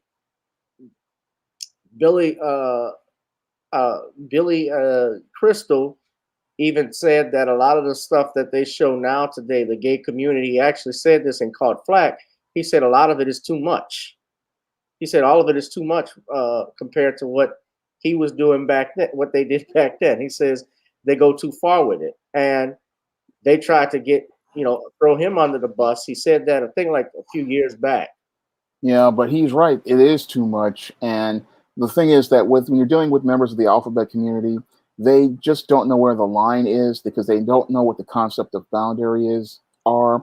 So they will just keep escalating and escalating until we actually see nothing more than gay porn being presented on screen, because that's what they consider to be normal. Because again, everything with them is from a distorted view. So they think that this extreme content that they're producing is just not enough. And they want to take us all the way up to the point where we can actually see hardcore gay sex in a movie or a TV show. And they want to push these kind of narratives because they want to go out here and see what their lifestyle is on screen, even though their lifestyle is not natural and it's just a sexually deviant lifestyle.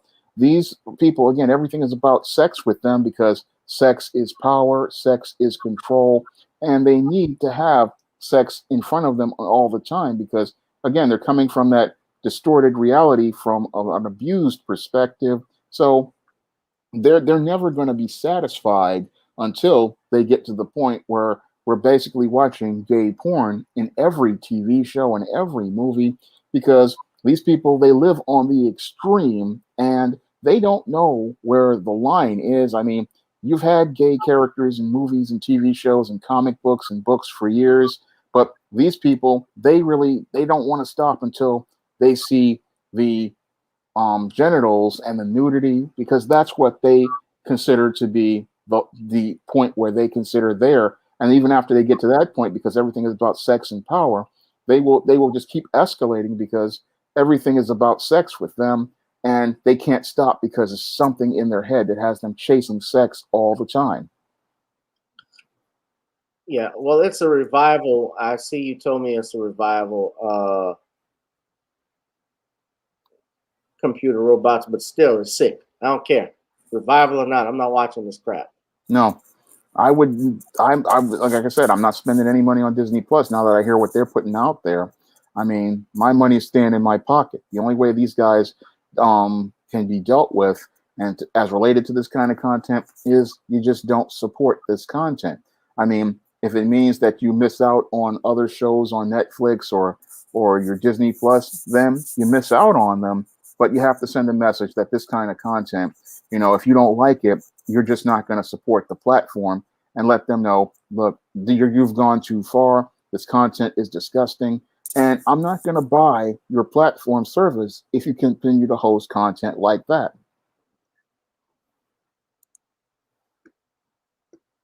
Yeah, most definitely. All right. Well, I don't have much more to share in that regards, guys, but y'all can go online, look at it. But yeah, they keep, Far Side said, and they keep adding more letters in LGBT. Now it's LGBTQIA. How many more letters can they add? Actually, I think it's longer than that. Yeah, they're going to keep trying to add letters until they get to the point, again, when they get to the pedophilia, the question mark. Yeah, the bestiality, and some of them won't even get to the point where they can bring in the dolls and the robots. I mean, everything with them again is about, again, what's between their legs, because again, these are abused people, and they're just deeply sick, so they don't know where the end is, because they're just obsessed with sex. So they're going to keep going until they take us all through all 26 letters of the alphabet. I mean, these people would even go with plants if they could, because that's how twisted and messed up they are in the head. Billy D. Williams is gay. Man. Come on, you old butt pirate. I've been waiting on you for a long, long time. Of these sodomites. You got a lot of nerve. And there's gonna be a lot of nerves going off in the back of that butt.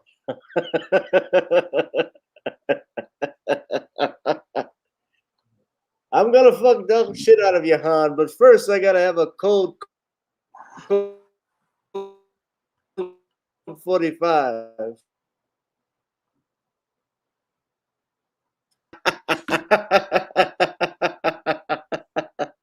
A code 45. Boom. That's a mooch's treat.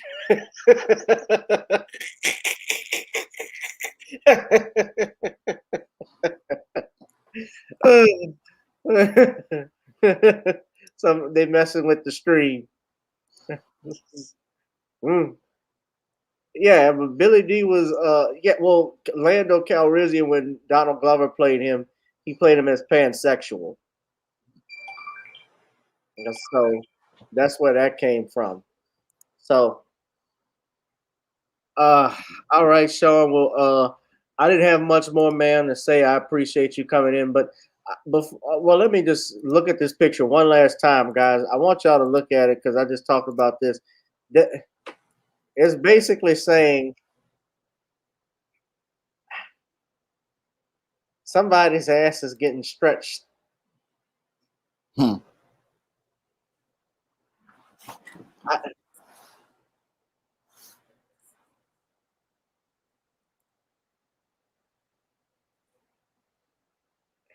This is sad, real sad.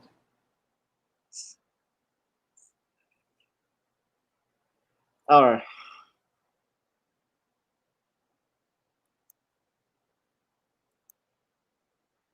Yeah.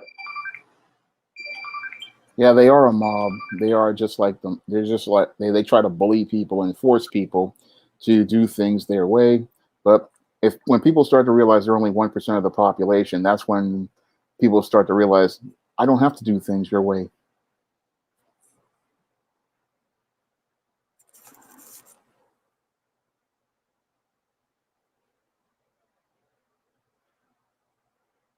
Yeah. So I won't be watching this. I look at EJ Johnson, Magic Johnson's son, who's gay, openly gay. For a second, and he looks like Simone Sanders, Hmm. and she got her wake up call the other day when she found out she didn't get that job from Joe Yep. Biden.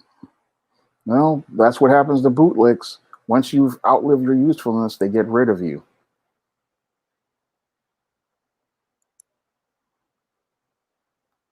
Yeah. All right. Well. Yep. Once you may do a video on Simone Sanders because she thought she was in there, but she wasn't in there. No, she wasn't.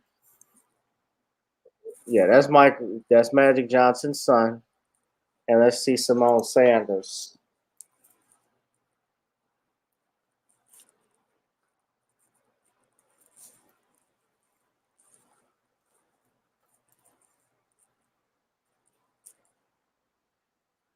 As I call her, Sugar Ray.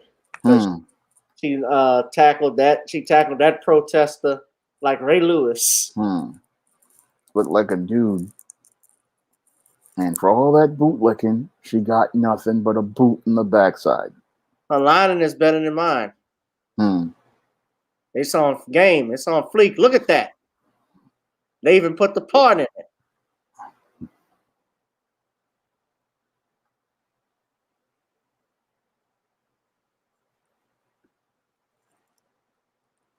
All right. Let me see if I can show that video. Wait, where's that video? You remember that commercial when they have that random linebacker that was tackling anybody and everybody at ESPN or something like that? Yeah, I don't remember that one. You don't remember that one? No. I remember it. In the neighborhoods we come from, the three.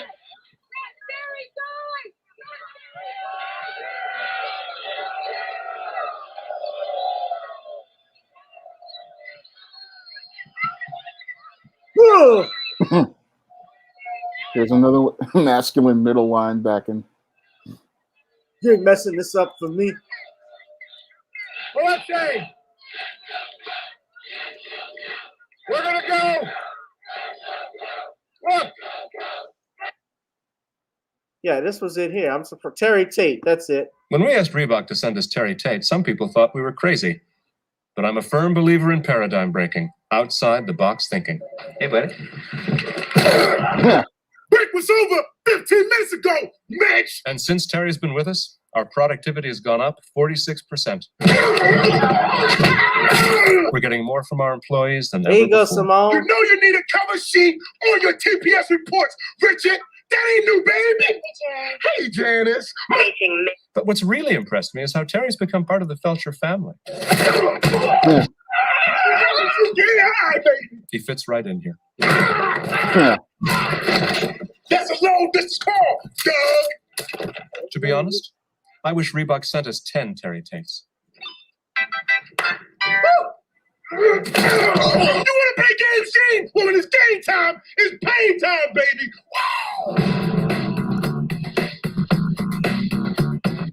So they basically were saying that Simone Sanders is like a man. Yeah.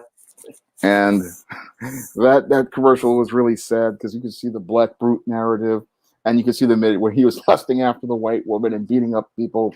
They were pushing the black brute in a repackaged narrative. Yeah. Super brute. That's a way to look at it, but anyway, bro, I appreciate it. The super brute. Simone is a brute. Yep. Super brute. All right, y'all, of course, buy the latest John Hayes. I'm sorry, I'm yawning on you. John Hayes, the man with Taking Care of Business. That's the latest book that's available on Amazon. He also has the ISIS series, Goddess. What is it called? It's, the newest book is called ISIS Revenge of the Cyber Goddess, and it's available in paperback and Kindle. All right. I need you all to, while you're up here, to please donate to that Cash App. You see the link at the bottom. Please hit that Cash App. Please hit it. Please hit it. Gavin Richard, Esquire. You see it there. I'm going to put it right. Let me take the comments off.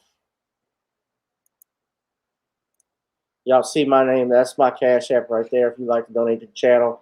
We are not monetized, so it's great when you guys can come and contribute. Shawn, brother, I appreciate you coming on. And may I always say, may the force be with you. All right. Well, thank you for having me on the show. That's right. Grab your Coke 45 and a droid and have a good night. All right. All right, Shawn. Thank y'all. All right. Thank you. And you all have been tuning in to the hottest YouTube live stream on the channel, on channel GBoot2786. Whoever you are, wherever you are, I hope you are blessed and doing safe. Come on, 3PO. Let's do a 69.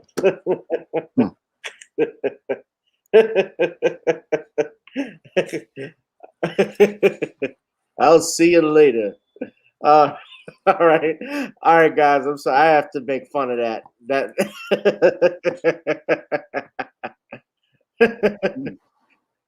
Have a good night, everyone. Thank you, Shawn. Right. Have a good night. Thank you very much. Peace and blessings, family. We gotta get out of here. May the force and a fourth be with you. Works all the time.